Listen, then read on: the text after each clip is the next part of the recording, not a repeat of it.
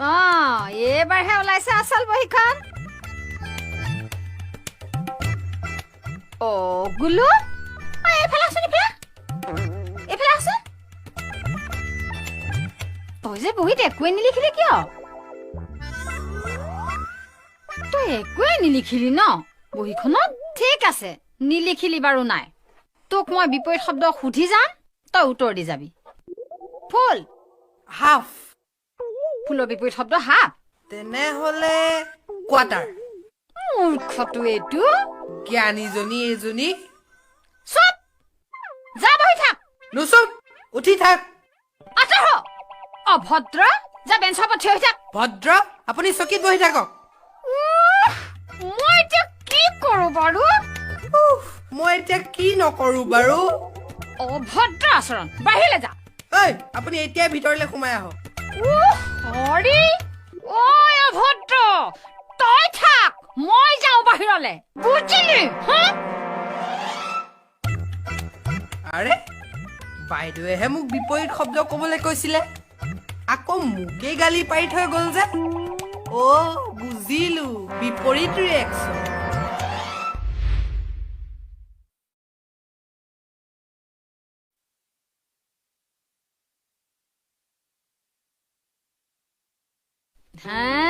ইমান ধুনীয়া লিখিছে নহয় ইহঁতে বৰ সুন্দৰ হৈছে দেই এয়াহে মোৰ ল'ৰা ছোৱালী আখৰো কিন্তু বৰ ধুনীয়া আখৰ বনাইছে দেই তহঁতে আচলতে এনে ক নাজানো বুলি সুন্দৰ হৈছে দেই এতিয়া তহঁতে মই চাই দিছো এখন এখনকে বহিবোৰ লৈ যা নে লৈ যা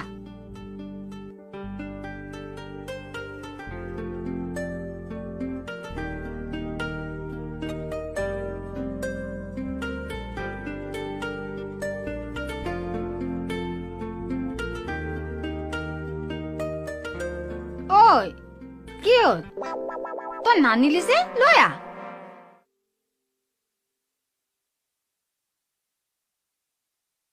বেগ দিয়া বাইদেউ এইখন চাই দিছো চাওক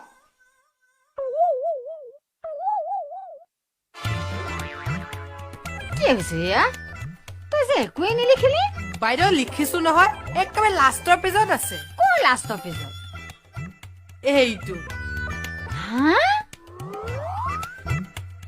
ইয়াকে এলা বুলি কয় সমাপ্ত তইহে মোৰ আচল ল'ৰা বৰ ধুনীয়া ৰচনা লিখিছ দেই গোপাল একেবাৰে সোনকালে আৰম্ভ কৰি শেষ কৰি থৈ দিলি হয়নে হয় ভাল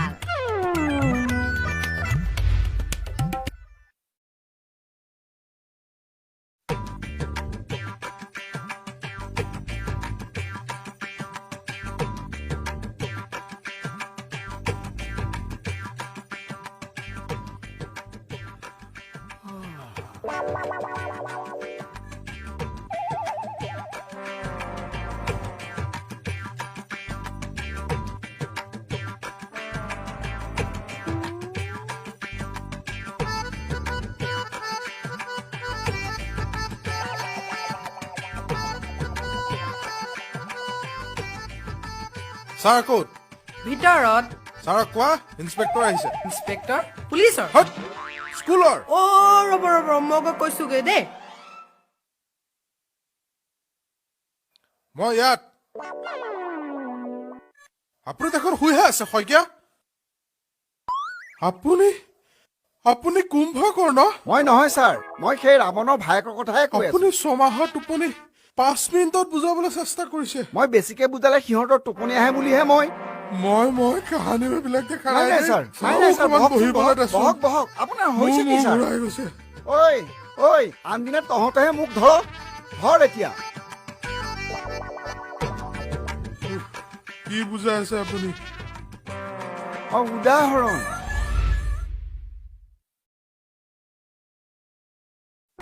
এইটো দেখিছনে দেখিছো ছাৰ কচোন এইটো কি লেপটপ ছাৰ লেপটপ হয় ছাৰ আমাৰ ঘৰত আছে ছাৰ ইয়াত আমি গেমো খেলো নহয় ছাৰ চিনেমাও চাব পাৰি ছাৰ ময়ো চাওঁ ছাৰ ছাৰ ইয়াত গানো শুনিব হয় ছাৰ গানো শুনিব পাৰি হয় ছাৰ চব কৰিব পাৰি হয় ছাৰ কিন্তু ইয়াৰ যে এটা ভাল গুণ আছে তহঁতে সেইটো বুজি পোৱা নাই ন হেৰ ইয়াত হিচাপ পত্ৰও কৰিব পাৰি বুজিছ ইয়াত এটা এপ আছে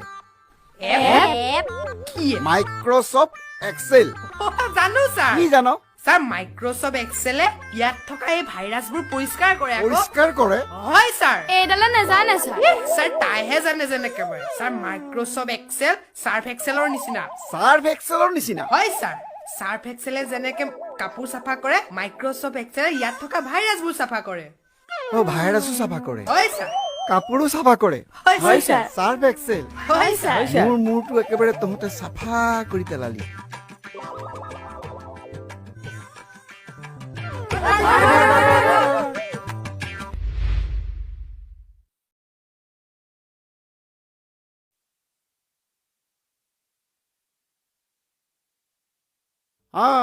এতিয়া তই কচোন এইটো কোন কালৰ বাক্য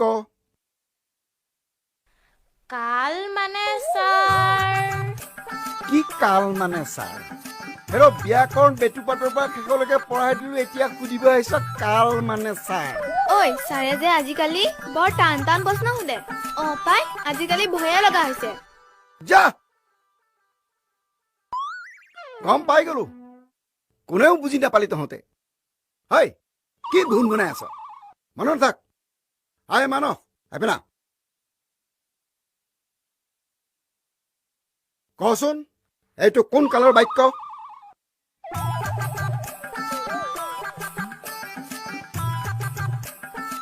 ক ছাৰ জমকাল হ'ব নেকি হাই যা সব জমকালেই গোট খাইছোহি হাই গলো কি কৰি আছ তই এফেলা কি চাই আছিলি তই ছাৰ একো নাই চোৱা বৰ্ডলৈ চাইছিলি নে নাই ছাৰ এতিয়াহে চাইছো এতিয়াহে চাইছ হয়, ছাৰ। ই এতিয়াহে সেই অতীতৰ পৰা বৰ্তমানলৈ ঘূৰি আহিছ কচোন এইটো কোন কালৰ বাক্য এইটো ছাৰ ভৱিষ্যত কালৰ বাক্য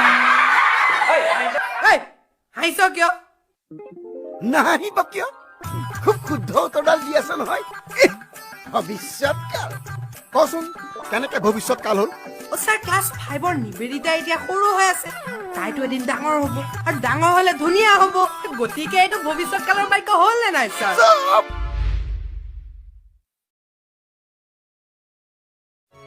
বুজিছ এই ভাৰতীয় ইতিহাসত আকবৰ নামৰ এজন মহাপ্ৰতাপী ৰজা আছিল। তেওঁৰ ৰাজসভাত নৱৰত্ন আছিল ছাৰ নৱৰত্ন মানে নৱৰত্ন তেল নৱৰত্ন খালি তেলহে চিনি পাওঁ হেৰ নৱৰত্ন মানে হ'ল 9জন বিদগ্ধ পণ্ডিত সেই পণ্ডিতসকলৰ মাজত বীৰবল নামে এটা পণ্ডিত আছিল বুজিছ নাই এতিয়া কচোন বীৰবল কিয় বিখ্যাত আছিল ছাৰ তেওঁ পালোৱা নাছিল আকৌ বীৰ প্লাছ বল আই ঐ দেহি শুনি বৰ সন্তোষ পালো দেই বি প্লাছ বল চুপ থাক ছাৰ গুলুৱে জানিব পাৰে ই খুব কিতাপ পঢ়ে নহয় তই কথাটো মিছা কোৱা নাই শুনতো অগলু কচোন এই বীৰবল কিয় বিখ্যাত আছিল নেজানো ছাৰ নেজানো ছাৰ ক'ত জানিবি টিভি লেপটপৰ কথা জান হেৰ এইবিলাক কথা জানিবলৈ পঢ়া শুনাত মন দে কিতাপত মন দে তেতিয়াহে জানিবি দিব লাগিব ছাৰ দিব লাগিব নহলে কেনেকে জানিবি ছাৰ আহ। মই আপোনাক এটা কথা সুধো বেয়া পাব নেকি নেপাওঁ নেপাওঁ বিশ্বজিৎ কোন জানে বিশ্বজিৎ মানে কোন আছিল ই আপোনাৰ ছোৱালীজনী যে কলেজৰ পৰা আহোঁতে তাৰ লগতহে সদায় আহে ছাৰ ছাৰ গুলু কথাটো সঁচানে ছাৰ আমি যেনেকে এই কিতাপত মন দিলে গম পাম বীৰবল কোন আপুনিও তেনেকে আপোনাৰ ছোৱালীজনীৰ ওপৰত মন দিব আকৌ তেতিয়াহে গম পাব বিশ্বজিৎ কোন বিশ্বজিৎ কোন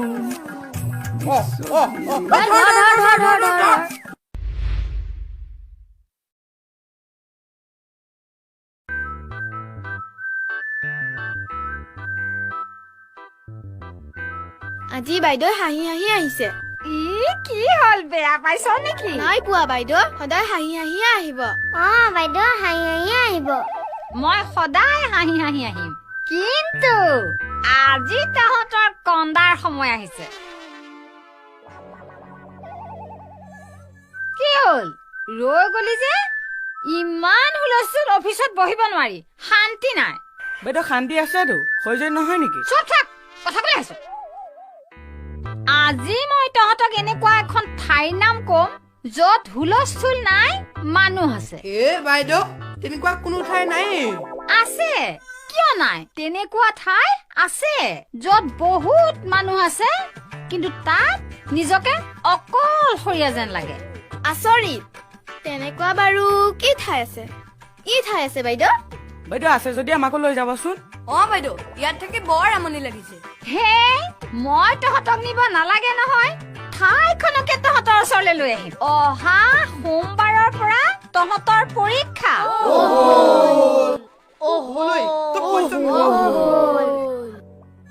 তাত তহঁত সকলোবোৰ থাকিলেও মনে মনে থাকিব লাগিব। নিজকে অকলশৰীয়া অনুভৱ কৰিবি। কষ্ট নকৰাকে ধুনীয়া ঠাই এখন তহঁতে ইয়াতে পাই যাবি আকৌ। হ'বনে?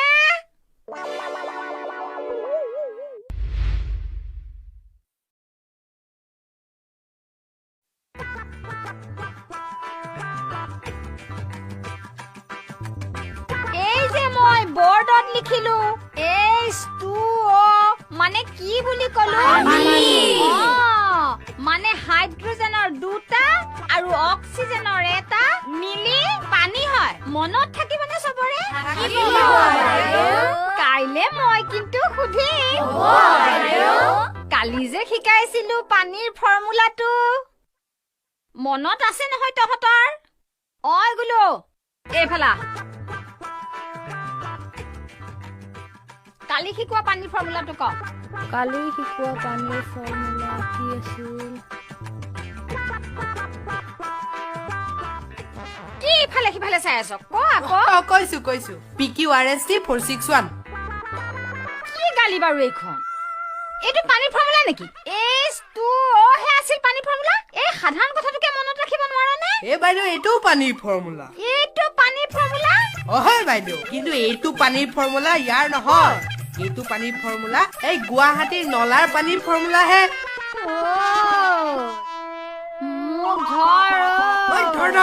ধৰ।